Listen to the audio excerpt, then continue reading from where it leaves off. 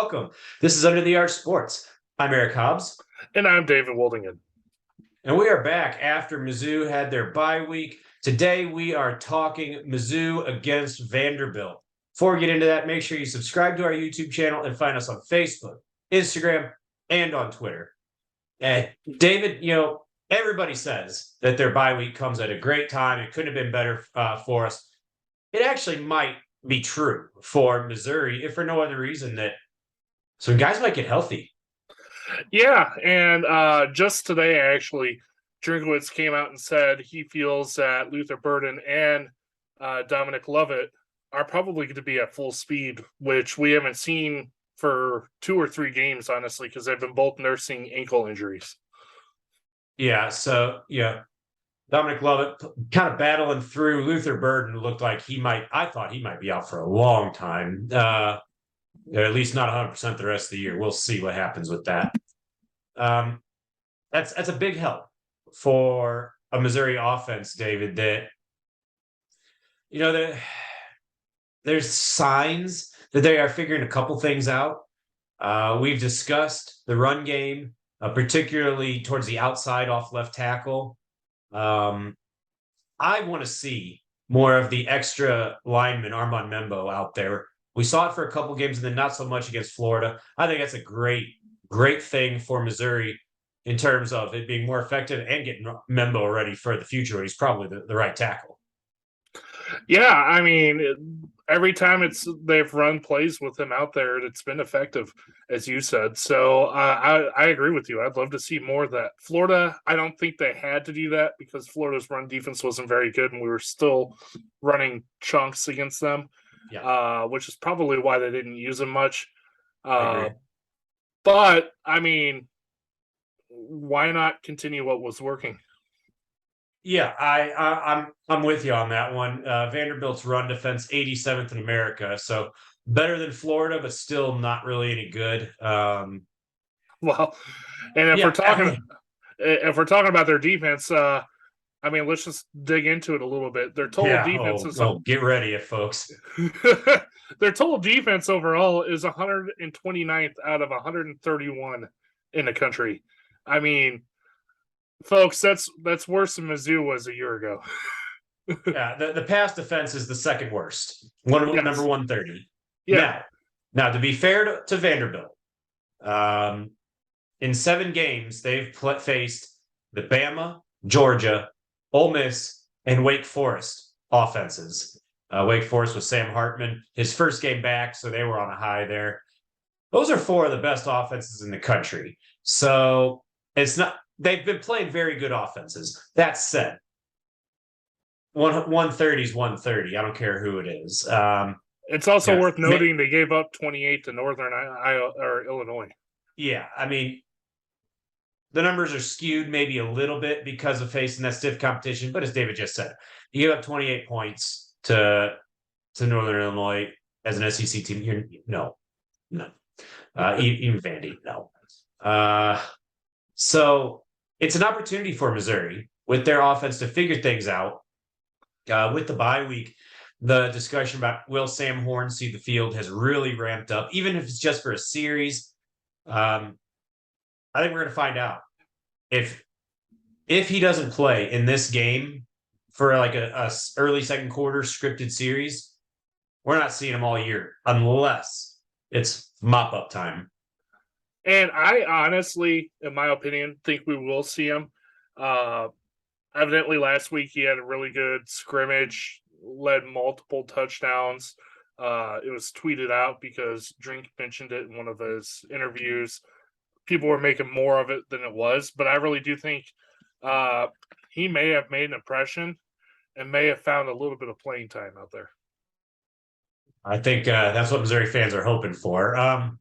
Speaking of true freshmen and playing time at quarterback, Vanderbilt. They made the switch earlier this season. They pulled the trigger and got A.J. Swan in there against Northern Illinois, and he was the SEC Freshman of the Week. He is now their starting quarterback, and David, in 133 pass attempts against the Alabama defense, the Georgia defense, I won't say the Ole Miss defense because, I mean, come on. But no interceptions, 8 touchdowns. He's not, he's not Joe Montana back there, but dude's showing signs that, as he matures, he can be a player. Yeah. And who knows with the NIL rule, he could be moving on from Vanderbilt just by showing what he's capable of right now. Yeah. Or he could stay and create a force down there. I mean, for what Vanderbilt is. So yeah. Yeah, there's no telling with all the NIL stuff. Anyway, but their offense, they've got one main wide receiver threat. That's Will Shepherd. 8 touchdowns, 38 receptions on the season. I think when AJ Swan is throwing the football, I think that's the name to look out for. He will probably be the priority for the Missouri secondary that, is honestly probably maybe not the best, but probably the most consistent unit on the team. Yeah, and honestly, for defense in this game, one of the things I want to look for is Florida kind of exploited it towards the end of the game when Mizzou played against them, is the run to the outside started gashing us. And I want to see them figure out a way to tighten that up because I think that could be a weakness that teams will attack down the stretch. Yeah, I mean, if something's going to exploit it right before the bye week is a good thing, timing-wise. You'd rather not happen at all, obviously. But, yeah, Missouri's run defense was dominant, frankly, against Florida. And then in the second half, things kind of changed, particularly in the fourth quarter. So that'll be interesting for them. Getting pressure on AJ Swan, I think, will be important. Missouri's defense, I think, is good enough that they could be the unit to get AJ Swan's first interception. We'll see. Anyway, David, I think it's time to move into predictions. Bye week, new half of the season. I am going to get a win against the spread. It's going to happen. Just straight up, I'm doing fine, but winless against the spread, just not good. I'll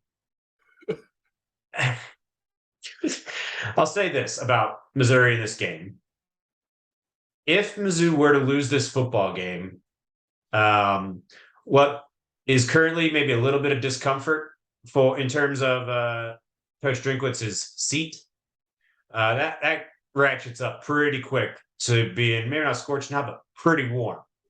To where, it's a whole new level of will he make it after this season if Mizzou loses this game.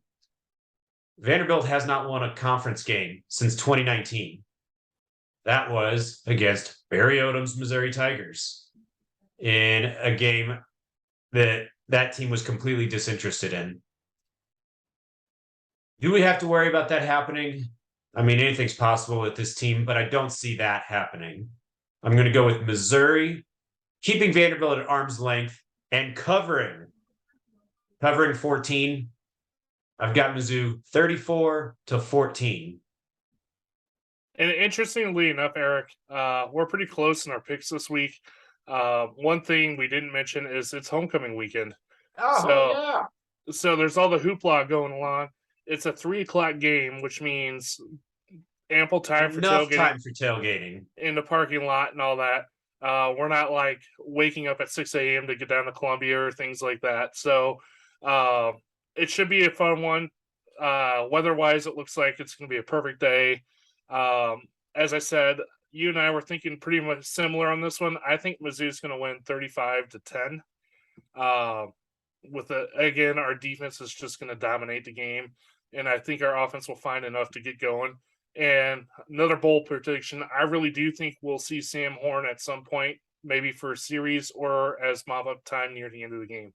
I know we said earlier we were hoping to see that, but I really do think we'll get a chance to see him based off of the last week or two of practice. I think he's earning his way in. But that's all we have for Under the Arc Sports. Hopefully we come back to you after a win, and stay tuned for our future previews. Thanks for watching.